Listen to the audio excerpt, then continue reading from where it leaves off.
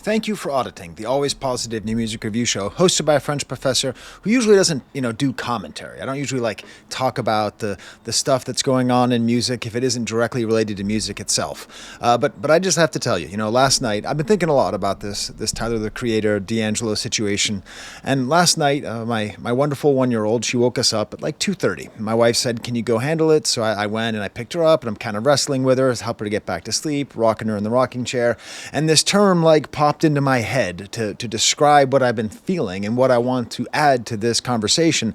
And that term is white spot. So that was it.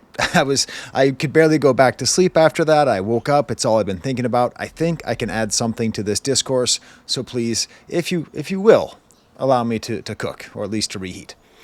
Speaking of reheating, here's a brief summary, as brief as I can make it, of what is happening, in case somehow you haven't been paying attention.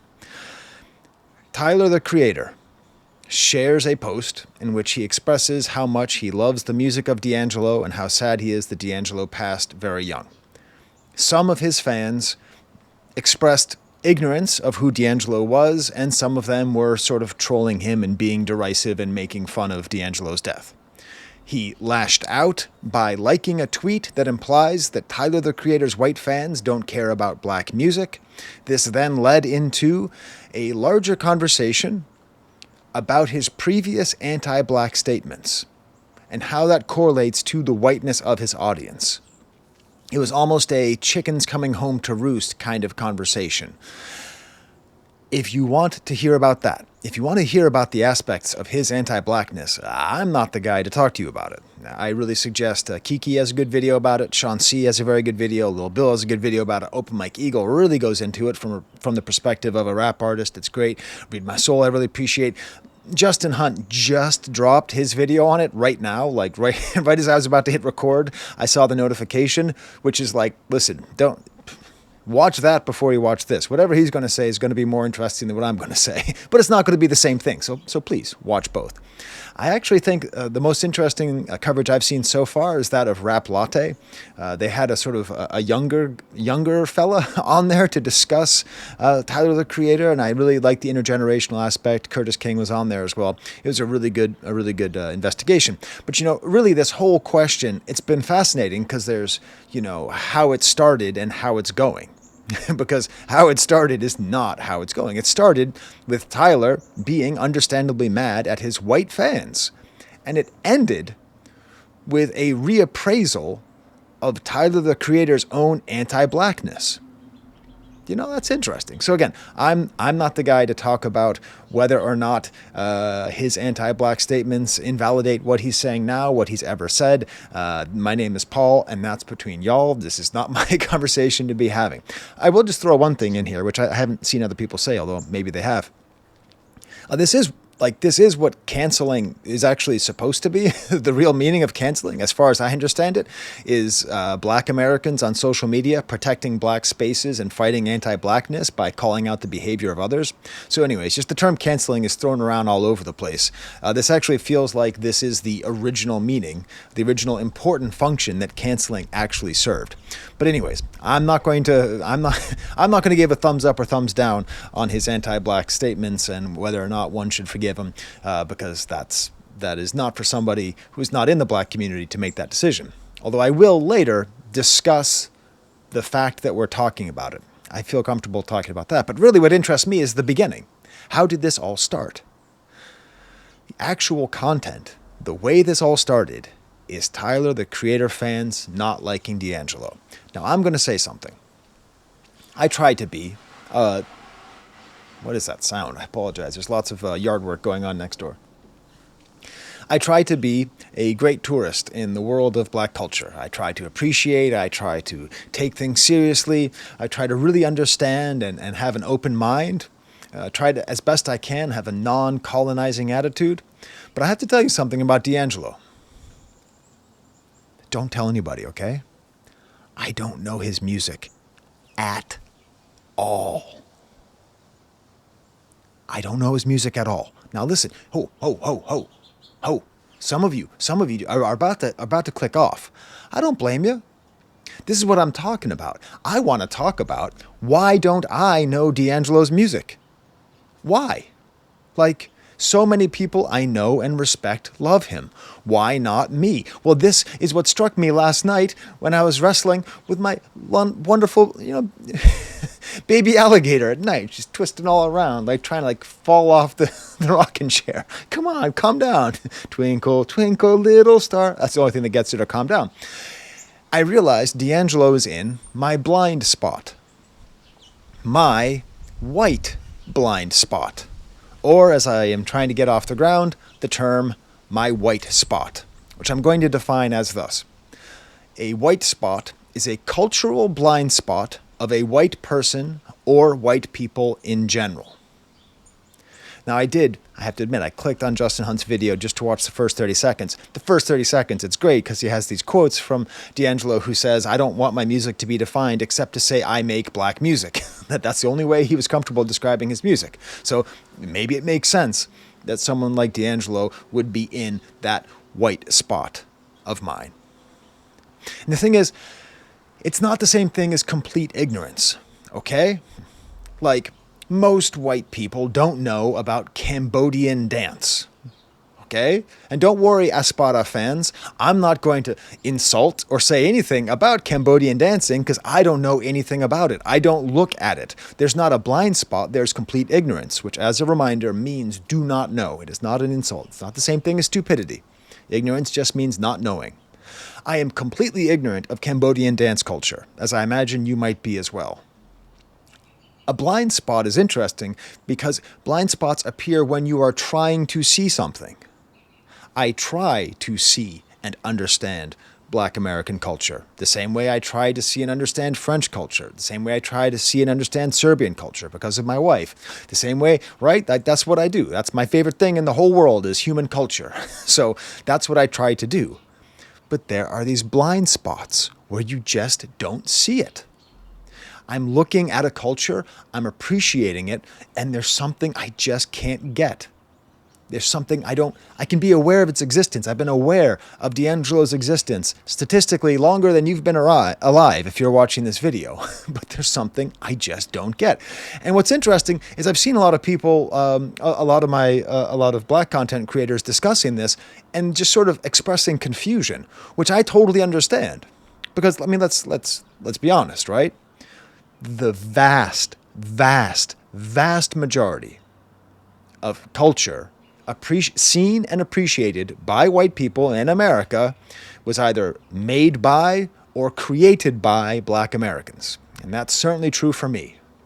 So how is it possible that I could have heard D'Angelo on the radio 30 years ago and just sort of said, how did that happen? I'm sure I'm wrong. I'm sure he's great. He's working with Questlove and Jay Dilla. My God, I bet that Voodoo album's amazing. I can't wait to listen to it. So I want to put forth some ideas of how this can be. How do white spots form and what do they mean? Now let's be clear. This is not the same for every white person. I'm sure D'Angelo has a ton of super white fans as white as me. And it's not limited to white people either. This is a general experience. Whenever you try to appreciate other people's culture, and you do, there can be things which, for reasons I'm trying to get to, you just don't see. It is not as easily appreciated by outsiders. That's really what it is. There's the added aspect of the colonizing nature, right? So, I don't know, if someone from Mexico is trying to enjoy Cambodian culture and they try to enjoy Espada dance, which is, I looked it up, the name of a Cambodian folk dance, there's not a colonizing nature there because there's no history of Mexicans colonizing Cambodia, right? But there is always a colonizing aspect to white fans of non-white music. Just by the nature of white supremacy, we have been the primary colonizing force across the globe for a few centuries right now. And so in that way, sometimes when I recognize there being a white spot, I feel like I should leave it alone, do we have to have everything? Do we have to see and understand and appreciate everything? Now, I don't know. I truly don't know. when I appreciate non-white art, when is it colonizing and when is it not? That's actually not for me to decide, I don't think. I'm not going to sit here and say like, oh, I can't like anything if it's not made by pasty white dudes from Massachusetts. If it's not the Modern Lovers, I can't listen to it. Pixies are nothing. Pixies are nothing. Like I'm not going to do that, right? But it's fascinating, and this is part of the reason why I always insist that I'm a visitor to and a tourist in and around hip hop culture. Like that's why I don't say I'm a part of hip hop, because like it's not mine. I am an observer. And we're living in this moment where a lot of my white spots are becoming more clear by the fact that artists like Tyler, the Creator, and especially Kendrick Lamar are focusing on these artists. If you've seen my GNX review, thank you. I talk about the Van Drodus scale, where I try this like a rough draft of this whole video I'm doing now, where I try to talk about the fact that like, I love soul music. I love R&B music. But there's a certain kind of R&B and soul music, which for whatever reason, I don't appreciate. And I'd say that Luther Vandross is on that scale. It goes from Otis Redding, who I think is sort of the most universally appreciated by white audiences of soul music, to Luther Vandross. And again, plenty of white Luther Vandross fans. I'm not saying they don't exist. I'm speaking in generalities, and maybe my generalities are wrong. So I'm at the very least speaking for myself, believing, perhaps incorrectly, that my experience can be generalized. But there's something about that other side of the Van Drodus scale, which is having a moment. You know, Kendrick Lamar bringing up Anita Baker and Luther Vandross. And I think for these artists, and this is not based on statistics, so feel free to disagree with me in the comments, but what I feel and what I imagine is true is that a greater percentage of their audience are Black Americans as opposed to white Americans appreciating their music. Okay? Notice I said percentage, not pure numbers. Okay? It can be confusing because 9.9 out of every 10 American songs are either made by or performing an art form created by Black Americans. But still, Black Americans are just 1 out of 10, right? Just 1 out of every 10 Americans Black. So it's a strange representation. So it's not a question of numbers, because there will always be more white fans of popular Black artists just because there's just more of us. We're just numerous. We're all over the place, you know?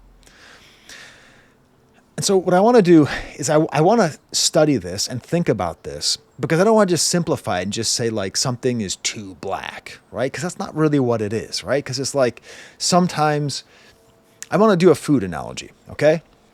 Do you like Chinese food? I like Chinese food. I love Chinese food. The first time I ever had Chinese food, it was, oh my God. I remember the first time I had egg roll. Oh my God, that's the greatest thing I've ever had. You know, spare ribs. You ever, spare ribs, when you're a kid and you eat spare ribs and you have like the rib sauce on your like elbows because you're just so messy, you know? But did you know that many good Chinese restaurants have like a secret menu? Like they serve things that you don't know about because like you wouldn't think to ask for it, because in the history of Chinese American food, there are things they know that are in the white spot. Like that's not, it's too, I don't know. So the other day, my wife comes home from Tsingtao House, great Chinese restaurant in the Rochester area, and she brings back chicken feet. Here I am going to have some pork lo mein and chicken feet. Who eats chicken? Everyone loves Chinese food right up until the chicken feet come out. Now, my wife's white, but she's Serbian, so she grew up eating chicken feet all the time. She loves chicken feet. This is the only place in this damn state where she can get chicken feet. But it's like that is a perfect example of the white spot. We can appreciate and love Chinese food, which is a part of Chinese culture, but there might be something which does not appeal to outsiders. And that doesn't make it good, that doesn't make it bad, but it does make it worthy of study. And of course, chicken feet are also part of soul food. So it's like, maybe if that was on the menu, you know? So anyways, there's white spots in all cuisine, there's white spots in music. But I want to go even deeper on my personal lack of knowledge of D'Angelo. because I think it boils down. Okay, I'm getting way out here, but listen. It's a nice day. It's a fall day. My neighbor's yard people have calmed down a bit. I think it breaks down to misogynoir. Misogynoir, which I'll give the Wikipedia definition, a combination of anti-black racism and misogyny. Misogyny means hatred of women, by the way. Misogynoir, combination of anti-black racism and misogyny directed at black women. Term coined by Moya Bailey. Say her name, Moya Bailey. That's who made that term, Moya Bailey. So I think a lot of the stuff that is in my personal white spot is in that space. Because like you might think that my white spot would be like, oh, I don't like listening to music that's explicitly anti-white. That's not true at all. I have no problem listening to people who are angry at or even show a level of hatred towards white people. Like that doesn't bother me at all. Like that's not in my personal white spot. But when D'Angelo came out, you just cannot understand what it was like. Now, when he came out to me, right, I'm sure that he existed in non-white spaces, but when he became mainstream, it was all about this video where he is just shirtless and in black and white. And his sexiness was literally all I heard about. I didn't hear a single thing about whether or not he sang well or played his own instruments or did anything.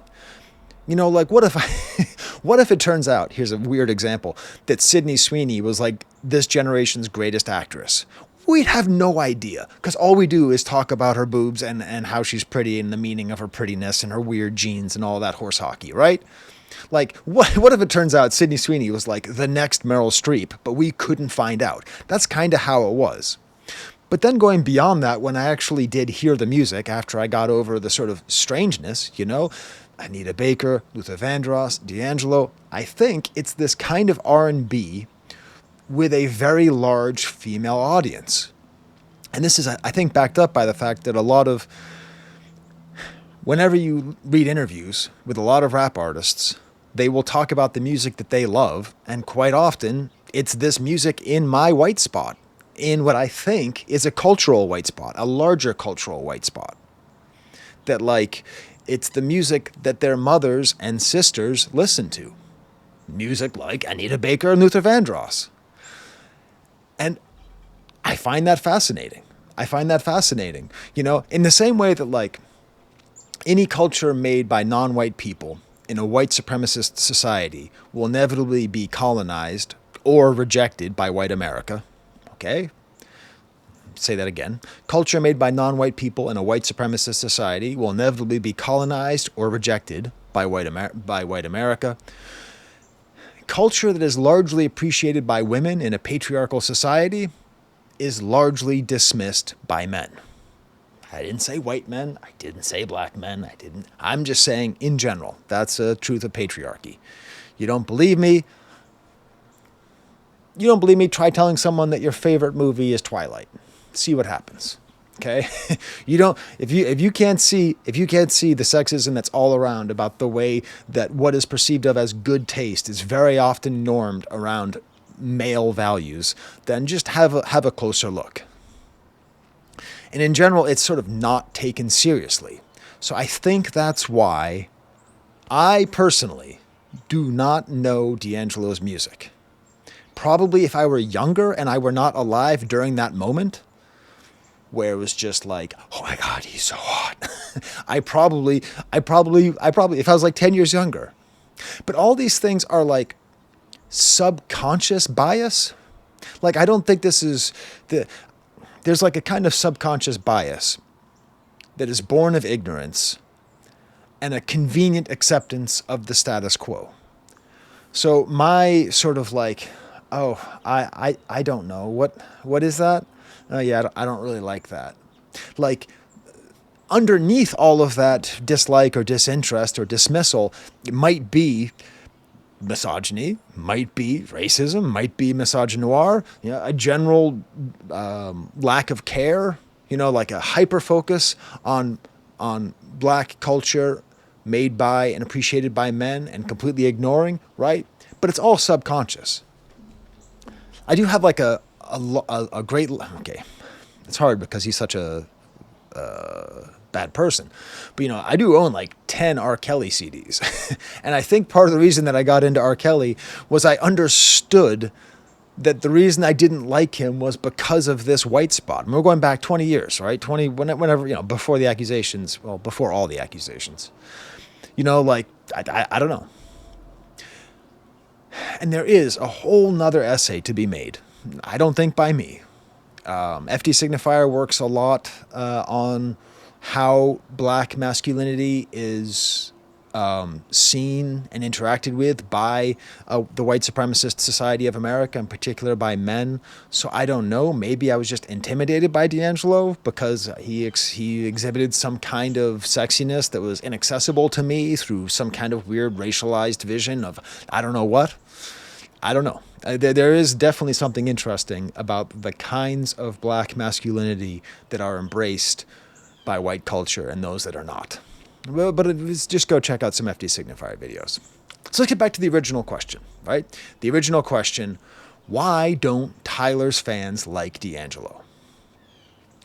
We could say it's all these reasons that I've been talking about. But also, this larger question that people have been having is about Tyler being an edgelord. Somebody who intentionally says things to be provocative in a way which is perceived of as sometimes scandalous, sometimes insensitive, sometimes homophobic, racist, misogynist. So Tyler, the Creator, did have a huge edgelord fan base, and very clearly the response to this tweet about D'Angelo was largely fueled by edgelords trying to say, somebody died, I don't care, I'm so edgy. Edgelords are inherently racist because they are trying to be edgy, and that's one way to be edgy.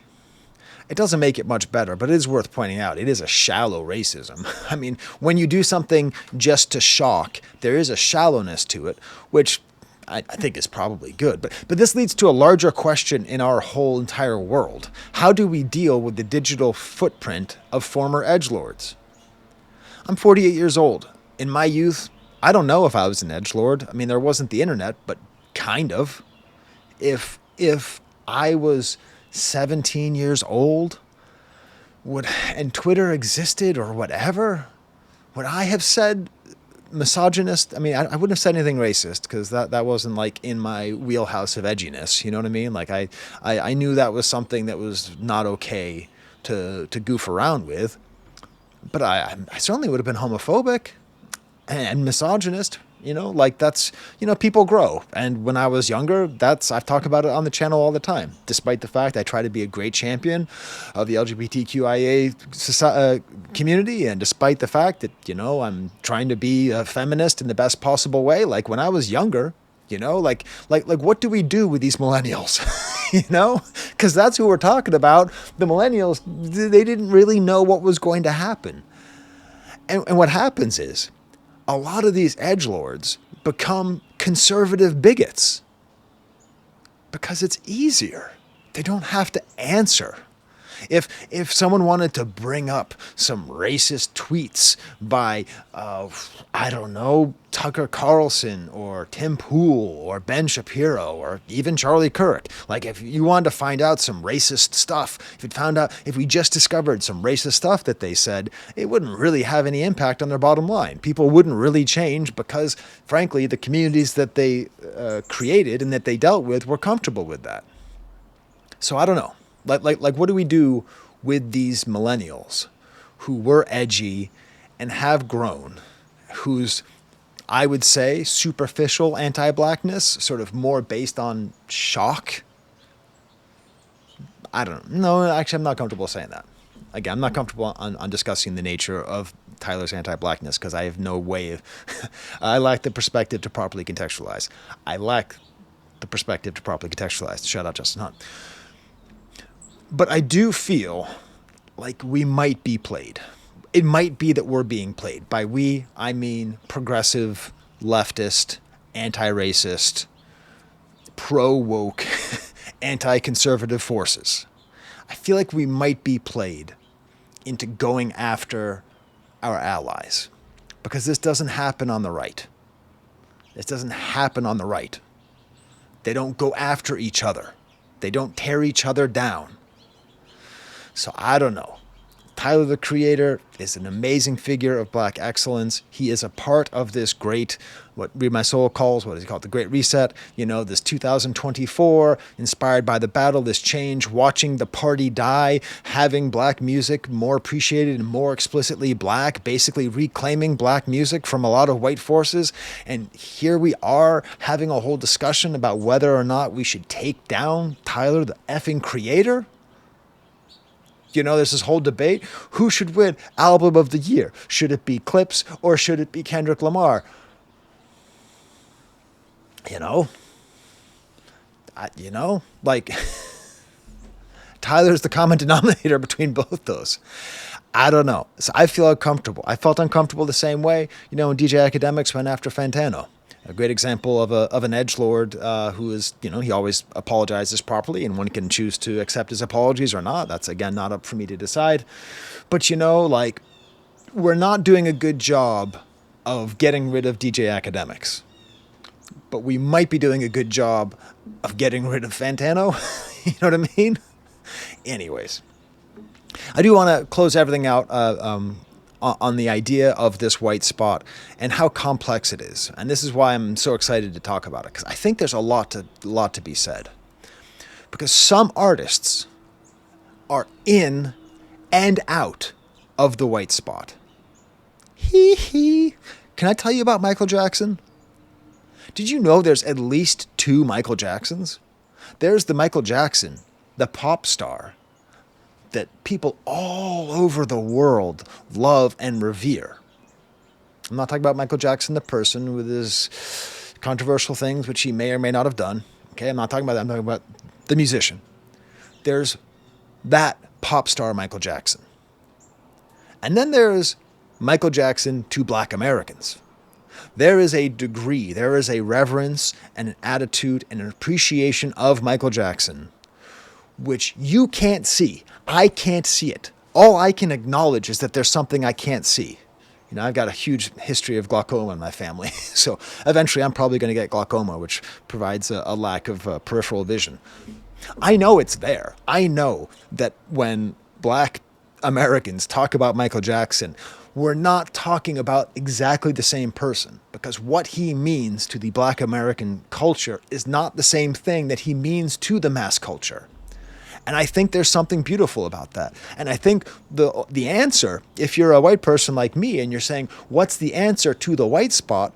I don't even think it's that we have to go out there and, you know, I'm going to listen to Lou Rawls until I like it.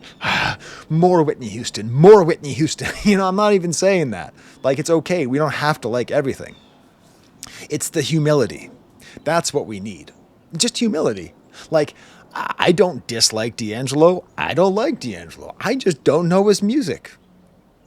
Humility is where appreciation resists the urge of colonization. If you can accept humility, then you are taking a huge step towards not being a colonizer. Because if you lack that humility, much like the edgelords saying, who's D'Angelo? He sucks. Like a frightened chipmunk, they are scared by anything they don't understand. Like, you get scared by something you don't understand as opposed to just saying, I don't get it. And that's okay. All right. Anyways, I'm going to go watch the rest of Justin Hunt's video now because I'm sure it was really good. So was that helpful? Was this an interesting idea to bring up? The idea of the white spot. Do you have a white spot? You can tell me. You know, what is it? Is it okay to accept? Have there been some birds back there? All right, I hope so. Until next time, there's the camera.